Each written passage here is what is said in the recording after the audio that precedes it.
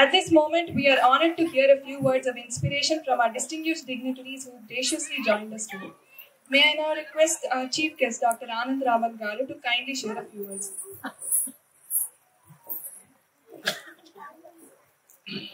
లక్ష్మీనాథ సమారంభాం నాదయామన మధ్యమాం అస్మదాచార్య పర్యంతం వందే గురు పరంపర. ఇక్కడ ఉన్నటువంటి పిల్లలందరూ కూడా ఇప్పుడు నాకు ఆచార్యుల వల్లే కనిపిస్తున్నారు. ఎందుకంటే వాళ్ళంతా ఆ ప్రదర్శన చేస్తున్నప్పుడు అక్కడ సాక్షాత్ ఆ లక్ష్మీ నరసింహస్వామి వచ్చేసాడేమో అనిపించింది. ఇక్కడ సాతి కానీ మిగతా పిల్లలందరూ కూడా, ఎందుకంటే దశావతార స్తోత్రం అని ఒక స్తోత్రంలో 10 అవతారాల గురించి చెప్పారు. దాంట్లో క్రీడా విద్య యథాన యథాన శ్రీధాడు కిశోర సీనా ధాటీపట త్రయస్థం మకటం పునర్నవతో విక్రమగ్రహ యత్ప్రస్తావ సమృద్ధ గజపడి వృత్తాంత సిద్ధాంతిభి సోదోభిత చూణా గృహ అసురస్థూణా పితామఖ్యభూత్ అని చెప్పారు. అనగా ఆ హిరణ్యకశిపుడి యొక్క గృహములో స్థూణము అనగా స్తంభం, స్తంభము నుంచి వెలువడినటువంటి ఆ నృసింహుడు. ఆ నృసింహుడే ఇక్కడ ఉన్నారా అంటే అలా అక్కడ కూర్చుంటున్న ఆ నృత్యం చూస్తున్నప్పుడు అలా వెంటనే కామాసికాస్తకం నృసింహస్వామి గురించి ఒకటి ఉంటుంది, ఒక శ్లోకం. త్వయి రక్షతి రక్షకైక్యమన్యై త్వయిచారక్షతి రక్షకైక్యమన్యై అంటూ ఆ స్వామి వారు ఇక్కడ వెలిసినట్టు అనిపించింది. ఏదో చీఫ్ గెస్ట్ గా రమ్మన్నారు రాణి గారు, నేను చీఫ్ గెస్ట్ గా రాలేదు. ఇక్కడ వచ్చి ఆ ఉన్నంత ఆ వ్యవధిలో ఆ పరమాత్మ యొక్క అనుభవం కనిపించింది. పరమాత్మ ఎక్కడున్నారంటే యచ్చకించే జగత్ సర్వం దృశ్యతే శ్రూయతే పివ అంతర్బహిష్య తత్సర్వం వ్యాప్య నారాయణ స్థిత అన్నట్టుగా ఇక్కడ ఉన్న ప్రతి పిల్లల్లో ఆ పరమాత్మ కనిపించారు ఇప్పుడు. అనగా ఇదేనేమో రియలైజేషన్ అందరికి కావాల్సింది. ముఖ్యంగా దీంట్లో ఆ పిల్లలకు ఈ విధంగా మంచి సంస్కారం నేర్పిస్తున్నటువంటి వాళ్ళ తల్లిదండ్రులందరికీ కూడా నా యొక్క సాష్టాంగ నమస్కారం. ఎందుకనగా ఈ పద్ధతి అనేది ఆ తల్లిదండ్రులు నేర్పించకపోతే పిల్లల్లో అలవడదు. అలాగే ఆ తర్వాత వారికి విద్య నేర్పినటువంటి గురువు గారులకు ఎంతో ఓపికతో అంటే అనగా పిల్లలు ఒక్కొక్కరు ఒక్కొక్క స్థాయిలో ఉంటారు. వాళ్ళందరినీ ఒక సరి సమాన స్థాయికి తేవాలంటే ఎంత కష్టం అనేది దాసుడికి కూడా కొద్దిగా అనుభవం ఉంది. ఎందుకంటే నా జీవనోపాధి కొరకు రసాయన శాస్త్రం చదువుకున్నాను, రసాయన శాస్త్ర లెక్చరర్గా పనిచేశాను.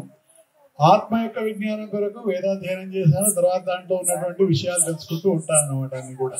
కాబట్టి రకరకాలైనటువంటి పిల్లలు వివిధ స్థాయిలో వచ్చిన వాళ్ళని సమస్థాయికి తీసుకొచ్చి వారందరినీ చేయడం, ఒక ప్రదర్శన ఇప్పించడం అనేది సునాయాసమైన పని కాదు.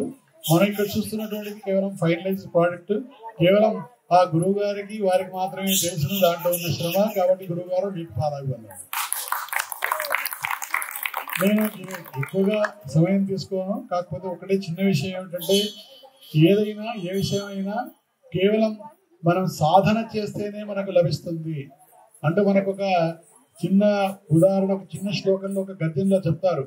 క్రతు హరి శిఖరి కంతు విదుష్ప జగదరు దైదారి దంతి రోరంత దశవదన దమనకులశర దశ శతభుజ రూపతి కులరు విరచురచర భరిత తాగదర్పిత పితృ పురుపతి సుగతి విహతికరా నద పరిడి సుపరిఘాట.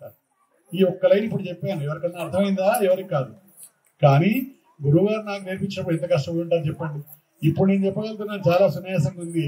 వారు నాకు చెప్పేటప్పుడు దాంట్లో ఒక్కో పదం చెప్పి ఒక్కో పదం నేర్పించి తర్వాత నాయన ఇలాగా చదవడం అన్నీ కలిపి చదవాలి. అంటే ఇది ఏమిటంటే దంతి దంతు రోరంత. దంతి అనగా సంస్కృతంలో ఏనుగు. దంతి దంతు రోరంత ఏనుగు యొక్క దంతములను ఇంద్రుడి యొక్క ఏనుగైనటువంటి ఐరావతం యొక్క దంతములను విరిచినటువంటి రావణాసురుడు. దంతి దంతు రోరంత దశవదన దమనుకులచర దశభుజ రూపతి అనగా ఈ రావణాసురుడు అనేవాడు భయపడేవాడు ఎవరు అనగా దశ శతభుజ. శతమనగా 100, దశతమనగా 1000. 1000 భుజముల గలవాడు. ఆ 1000 భుజముల గలవాడి చేత భయపడేవాడు రావణుడు. అటువంటి 1000 భుజముల గలవాడిని యొక్క వాడి యొక్క సర్వ వంశముని సంహరించి భరిత పృథుతర తటాకతర్పిత అనగా అలా ఆ యొక్క రక్తముల తటాకములాగా ప్రవహించబోయేడు పరశురాముడు. ఆ పరశురాముడి యొక్క విల్లు విరిచిన వాడు మా శ్రీరామచంద్రుడు.